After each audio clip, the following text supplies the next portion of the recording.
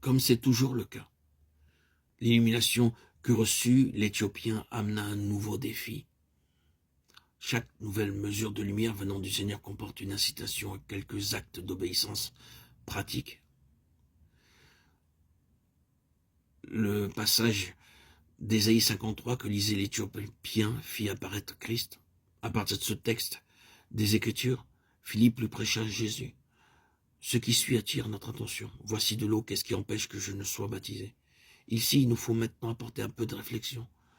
Je vous laisse avec cette question. Ne la passez pas sous silence, pensez-y. Tout ce que je vais dire, c'est que la révélation qu'a eue cet homme éthiopien, l'illumination de ses yeux, amena un défi à l'obéissance. Ce chercheur éclairé n'a pas résisté à la vision céleste, mais a été rapide à affronter le défi, rapide à obéir sans hésitation au commandement de Dieu, à la lumière qu'il avait reçue.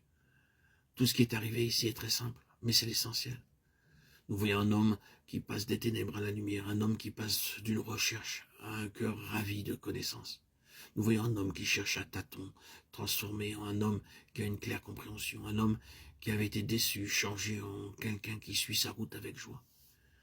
Les deux choses qui ont rendu cela possible sont sa complète humilité, car il ne s'est pas soucié que l'on connaisse son ignorance. Il ne faisait pas semblant de savoir plus qu'il n'en savait, et sa rapide obéissance à la lumière reçue.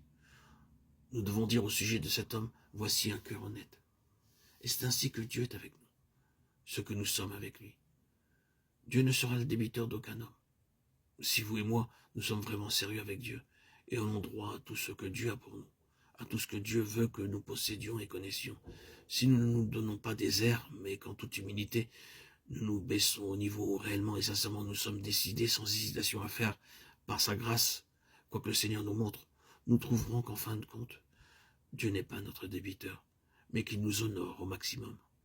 La mémoire de l'histoire de cet homme a été perpétuée. Elle apparaît parmi les actes du Saint-Esprit. Quand nous nous posons la question pourquoi cet homme est-il inclus dans les registres sacrés et son histoire est-elle transmise d'âge en âge, tant que dure le temps, la réponse est ce que nous avons dit.